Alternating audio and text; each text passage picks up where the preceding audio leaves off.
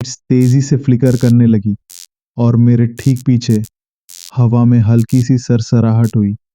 मैं जैसे जैसे पलटने ही वाला था, मेरे कंधे के ऊपर से किसी की धीमी सांस की आवाज आई। मैं जड़ हो गया। खाली हवा में था, मेरे पीछे 2 फीट ऊपर।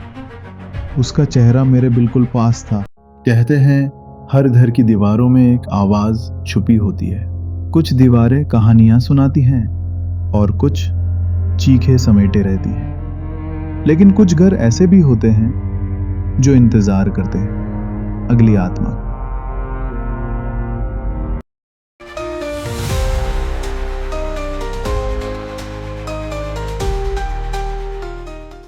The baby in the yellow. मेरा नाम एलेक्स है। मैं कोई मशहूर इंसान नहीं, न कोई साहसी हीरो। मैं बस एक आम लड़का हूँ जो कॉलेज की पढ़ाई के साथ साथ छोटे मोटे काम करता हूँ, जैसे बेबी सिटिंग। लेकिन 10 नवंबर 2023 की वो शाम मेरी जिंदगी की आखिरी सामान्य शाम थी। उस दिन करीब 5 बजे मुझे एक कॉल आया डेविस फैमिली की ओर से। उन्हें शहर से बाहर एक ज़रूरी मीटिंग के लिए जाना था और चाहते थे कि कोई उनका 8 महीने का बेटा चार्ली को रात भर संभाले।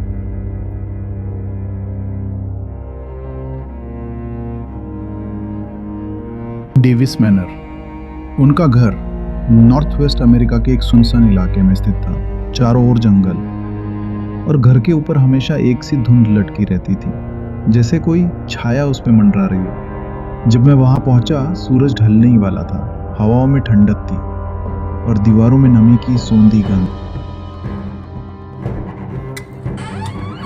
दरवाजा धीरे धीरे अपने आप खुला और वहां खड़ी थी एमिली डेविस। दुबली पतली, थकी हुई, पर चेहरे पर एक बनावटी मुस्कान थी। उनके पीछे खड़े माइकल डेविस शांत और चुपचाप, जैसे हर शब्द सोच समझकर बोलते हो।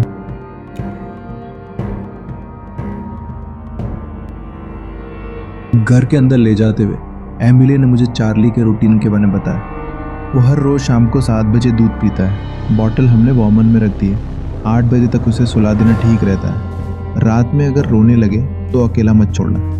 वो थोड़ा अलग है, थोड़ा सेंसिटिव।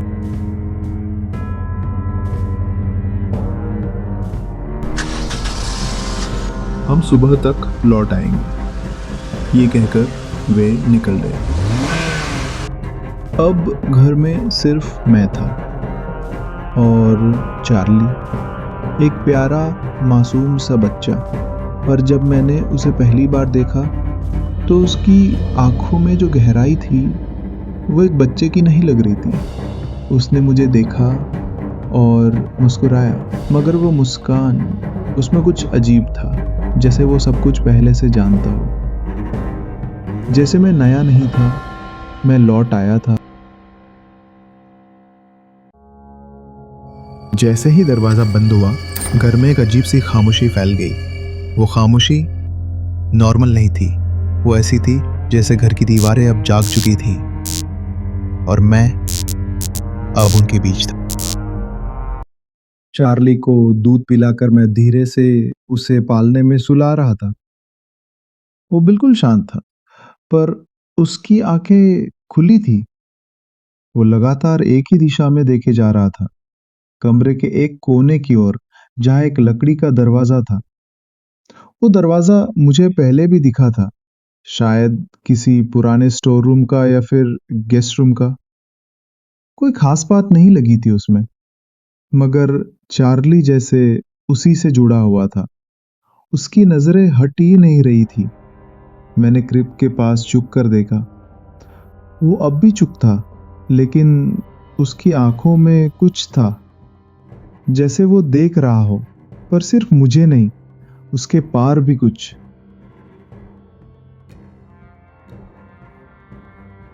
घर की रोशनी अब धीमी होने लगी थी। हॉलवे की लाइट झपकने लगी और हवा में एक अजीब सी ठंडक घुल रही थी। मैंने क्यूरियोसिटी में उस दरवाजे के पास जाना शुरू किया। वो एकदम सामान्य दिख रहा था, हल्का पुराना मटमैले पीले रंग का पेंट, थोड़ा घिसा हुआ लकड़ी का फ्रेम। पर जैसे-जैसे मैं करीब गया, मुझे उसकी कुंडी पर हल्की-सी गर्मी महसूस हुई, जैसे किसी लाइट बल्ब के पास हाथ ले जाओ। मैंने दरवाज़ा छूने की कोशिश की, तो उँगलियों के नीचे एक बहुत महीन कंपन सा महसूस हुआ। न ध्वनि, न कोई हलचल, फिर भी कुछ था। मैंने दरवाज़ा नहीं खोला, बस एक पल के लिए खड़ा रहा और फिर धीरे से पीछे लौट आया। मैं क्रिब की ओर मुड़ा और एक पल को सांस रुक गई। क्रिब खाली था। चार्ली? मैंने चारों ओर देखा। दिल धड़क रहा था। कमरे में सन्नाटा था। तभी लाइट्स तेजी से फ्लिकर करने लगी और मेरे ठीक पीछे हवा में हल्की सी सरसराहट हुई। मैं जैसे-जैसे पलटने ही वाला था, मेरे कंधे के ऊपर से किसी की धीमी सांस की आवाज़ आई। मैं जड़ हो गया और फिर धीरे से मुड़ा। चार्ली हवा में था, मेरे पीछे, 2 फीट ऊपर। उसका चेहरा मेरे बिल्कुल पास था और आंखें पूरी पीली थी। वो मुस्कुरा रहा था। एक ठंडी सांस मेरे चेहरे से टकराई, जैसे कोई मेरे बहुत करीब हो। मैंने घबराकर आंखें बंद कर ली। एक पल, 2, लाइट्स फ्लिकर बंद हो गई और जब मैंने आंखें खोली, चार्ली क्रिब में था, शांत, सोता हुआ। मगर अब भी कमरे में एक अजीब सी गंध थी और उस क्रिब के पास की दीवार पे 4 उंगलियों के हल्के पीले निशान थे। पहले दरवाजा, फिर दीवारें।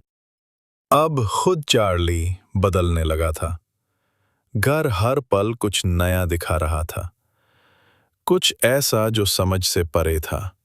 क्या ये सब बस एक शुरुआत है, या कोई ताकत चार्ली के जरिए वापस आ रही है? और क्या एलेक्स सच्चाई तक पहुंच पाएगा? जानने के लिए देखिए बच्चा हॉरर स्टोरी पार्ट 2।